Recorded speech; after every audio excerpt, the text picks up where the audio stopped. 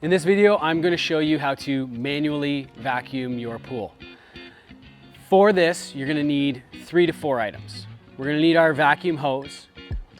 We're going to need our vacuum pole. We're going to need our vacuum head. And then this little doodad, which is usually the first thing to go missing, is our vacuum plate. It's going to sit down in the skimmer. If you don't have one of these, that's okay, because we can actually just take the skimmer basket out and plug the hose directly into the suction line. But if you do have one of these, I'm going to show you how to hook it up and so that when you're vacuuming stuff, all the larger debris gets caught into the skimmer basket instead of going all the way back to the pump. Here's a close-up of the items that we'll be using to manually vacuum the pool. We're going to connect our vacuum head to our vacuum pole, and then what you'll notice here about our hose is that we've got color-coded ends. Now, conveniently enough, this end is blue, so is our vacuum head.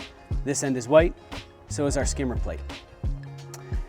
This also has a picture of a vacuum on it. Most pool hoses will, and then it says connect to vac head right on it. So really hard to screw up. The reason why these are color coded and the reason why they're different is actually this end swivels. So when we're in the pool vacuuming, this will turn instead of cranking and turning and kinking the line. And this one does not swivel because we don't want it to move when it's plugged into this here and inside the skimmer. So make sure when you're connecting that we connect them on the right spot. First things first, we're going to get our hose into the water.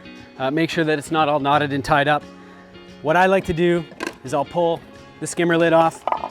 I'll take this end and I'm going to shove it through the skimmer and out the opening so that you can see it kind of just floating above the water. Now, our goal here is to fill this line with water so that when we do plug it in, it's not sucking the air through and then having the pump to reprime. So after I do that, I'm going to turn my pump up to high speed. If it's a single speed pump, don't worry about it. If it's a variable speed, we want to pump it up into high speed so that we can get more suction. Then I'm going to come down to the other end of my hose. And I'm going to take this, it's connected to the vacuum head, and I'm just going to put it in the water and down over top of the return jet. And that's going to start pumping water through the line so that this entire line fills with water. And you will see at the skimmer that it starts pushing water through. I know that there's no air left in this line, and I'm ready to plug it in and start vacuuming. Keep that vacuum head underwater. Make sure our pole's adjusted properly, and we're just gonna take it over with us. Kind of keep a hand on it. Keep it underwater, it'll keep the line full of water. And then all we're gonna do is pull this back through, plug it in to our vacuum head, or our skimmer head, and set that down in the skimmer. And now you're vacuuming. And we're just gonna vacuum this pool. When you're vacuuming, you wanna go nice and slow. If you start trying to go too fast, what you're gonna do is you're gonna stir up any dirt and stuff. Instead of sucking it into the vacuum, you're just gonna stir it up into the pool water. It's gonna float around and settle back down, and then you're gonna come out 2 hours later and see another pile of dirt in there. So we just go nice and slow. And I like to section the pool into quadrants: deep end, slopes, transition, shallow end, and then walls. And I do that so that I know that I got everywhere.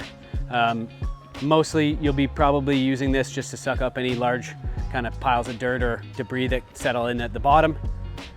Just go nice and slow. And then when you're done, we're gonna go over to the pump.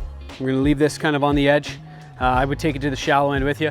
We're gonna go over to the pump. We're gonna shut that pump off, because if you try and pull this out right now, you're gonna notice that there's way too much suction. So once we shut the pump off, we can then pull this off, clean out the basket, fire that pump back up, and resume normal operation of the pool. That's how you vacuum.